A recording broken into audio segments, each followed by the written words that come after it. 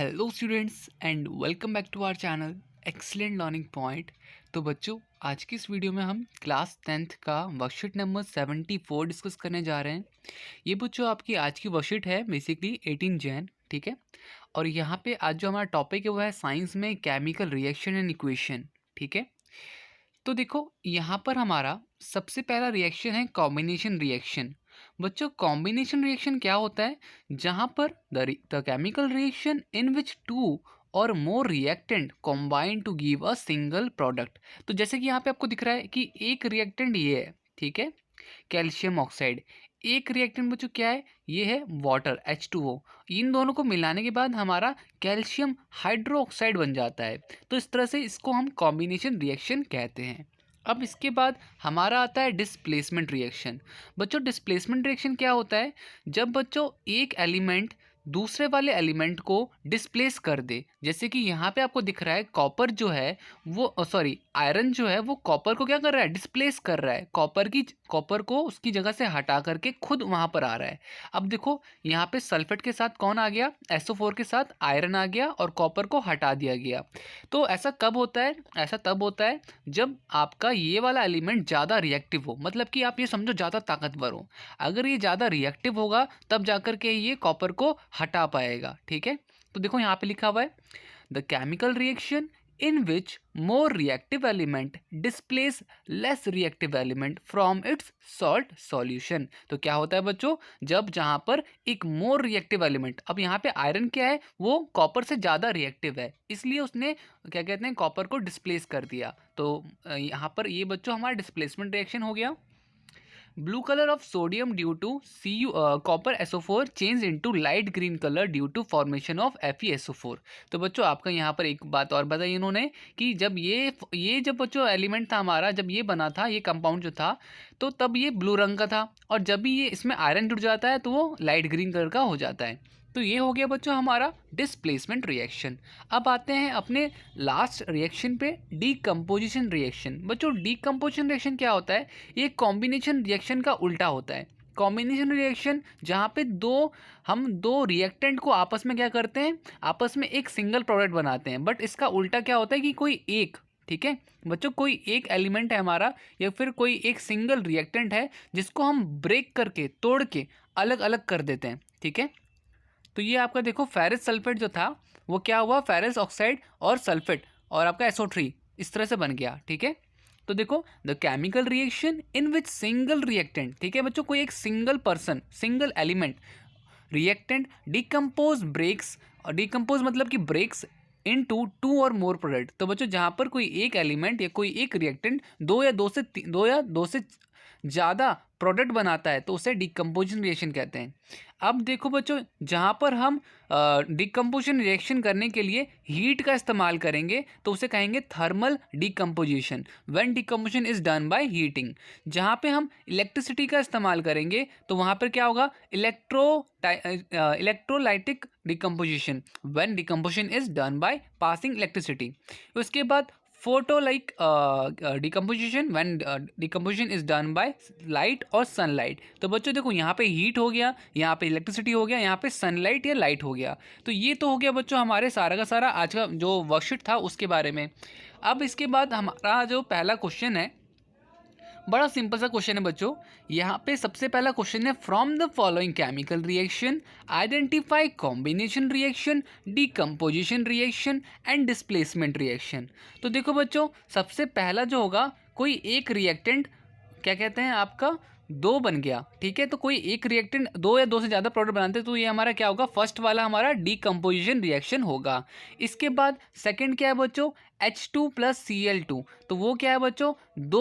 दो रिएक्टेंट बन के एक बना रहा है, तो ये बच्चों क्या हो जाएगा? ये हो जाएगा हमारा कॉम्बिनेशन रिएक्शन। इसके बाद Fe2 मतलब कि आपका फेरस ऑक्साइड और एल्युमिनियम जो है आपका, यहाँ पे एल्युमिनियम की जगह पे देखो रो, एल्युमिनियम जो है ये आयरन की जगह पे आ जाता है, ठीक है। तो मतलब कि ये डिस्प्लेस हो रहा है, तो यहाँ पे डिस्प्लेसमेंट रिएक्शन, ठीक है। तो फर्स्ट क्वेश्चन तो काफ़ी सिंपल था हमारा। इसके बाद क्वेश्चन नंबर सेकंड क्या है? क्वेश्चन नंबर सेकंड है आपके पास लिखा हुआ है कि give the reason, give the reason for the following. सबसे पहला, the colour of copper sulphate solution on adding iron nails changes. तो बच्चों जब कॉपर सल्फेट जो है आपका, जिसमें हम आयरन नेल्स डालते हैं तो चेंज जो होता है, तो वो आपको पूरा का पूरा रीजन बताना है। तो आप लिखोगे कि in this reaction iron has displace और remove another element copper from the copper sulphate solution and this reaction is known as displacement reaction. तो इस रिएक्शन को डिस्प्लेसमेंट रिएक्शन कहते हैं। और ऐसा क्यों होता है? तो बेसिकली आपको पता है कि आयरन ज़्यादा से ज़्यादा रिएक्टिव है, जिस वजह से ऐसा होता है। तो ये हो जाएगा बच्चों हमारा पहले का आंसर। अब सेकंड बोला जा रहा है। सेकंड क्या पूछा गया हमसे? तो सेकंड पूछा गया है कि brown coloured paper powered on heating in air turn black. तो बच्चों देखो यहाँ पर क्या होगा, इसका आंसर आपको लिखना है this black substance formed on the surface of copper. It is because of the oxidation upon the heating.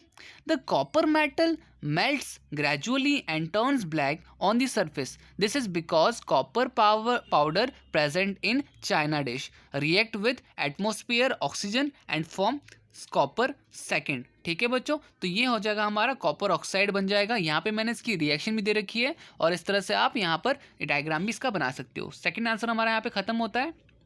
इसके बाद अब बच्चों थर्ड क्वेश्चन जो है, थर्ड क्वेश्चन में in electrolysis of water, electrolysis of water हमसे बोला जा रहा है कि name the gas collected at the cathode and the anode. तो बच्चों जो गैस होती है उसे क्या कहते हैं? तो आपको लिखना answer, the gas collected over cathode is hydrogen and gas collected over anode is oxygen. तो बच्चों कैथोइड में हाइड्रोजन गैस होती है और एनोइड में ऑक्सीजन गैस होती है। फिर सेकंड क्वेश्चन क्या है? Why the volume of one gas collect at one electrode in double than that at another. तो बच्चों यहाँ पर क्या होगा, water split it to 2 molecules of hydrogen and 1 molecules of oxygen. ठीक है, वाटर जो स्प्लिट कर जाता है, 2 मॉलिक्यूल्स हाइड्रोजन के हो जाते हैं, 1 मॉलिक्यूल ऑक्सीजन के हो जाता है। Since number of molecules of hydrogen release in double the number of molecules of oxygen release, hence electrode at which hydrogen gas is collected shows double the volume than the electrode at which oxygen gas is collected anode। तो ये बच्चों हमारा इसका answer हो जाएगा। इसके बाद third जो है, name the type of chemical reaction.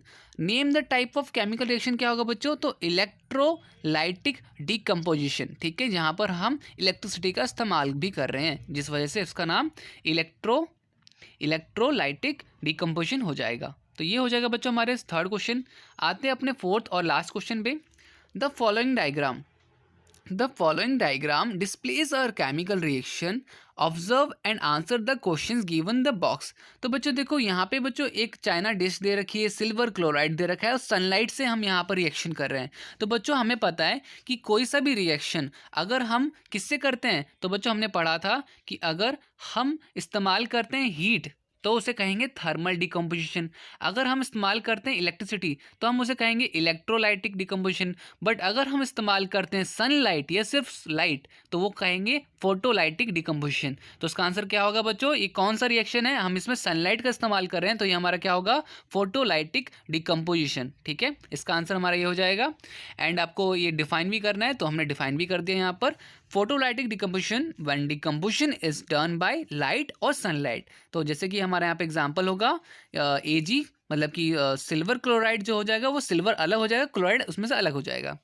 इसके बाद बच्चों right the chemical reaction taking place. तो बच्चों केमिकल रिएक्शन मैंने जस्ट अभी आपको बताया है, वही चीज़ आपको वापस लिख देनी है सेकंड में। ठीक है, सिल्वर क्लोराइड, सनलाइट और इसके बाद आपका क्या कहते हैं, सिल्वर अलग हो जाएगा, क्लोराइड अलग हो जाएगा। इसके बाद थर्ड क्वेश्चन है what changes in colour of salt takes. तो बच्चों वो जो कलर ऑफ सॉल्ट होगा, the white silver chloride turns grey in sunlight. तो बच्चों सनलाइट में वो ग्रे कलर का हो जाएगा। ठीक है, जैसा कि आपको यहाँ पे दिख रहा है। तो इस तरह से बच्चों हमारे सारे के सारे आंसर्स खत्म हो जाते हैं। उम्मीद करता हूँ सारे आंसर्स आपको समझ में आए होंगे। वीडियो अच्छी लगी तो प्लीज़ लाइक शेयर कमेंट जरूर कीजिएगा। आज की वीडियो में इतना ही, मिलते हैं नेक्स्ट वीडियो में, तब तक के लिए bye bye and take care.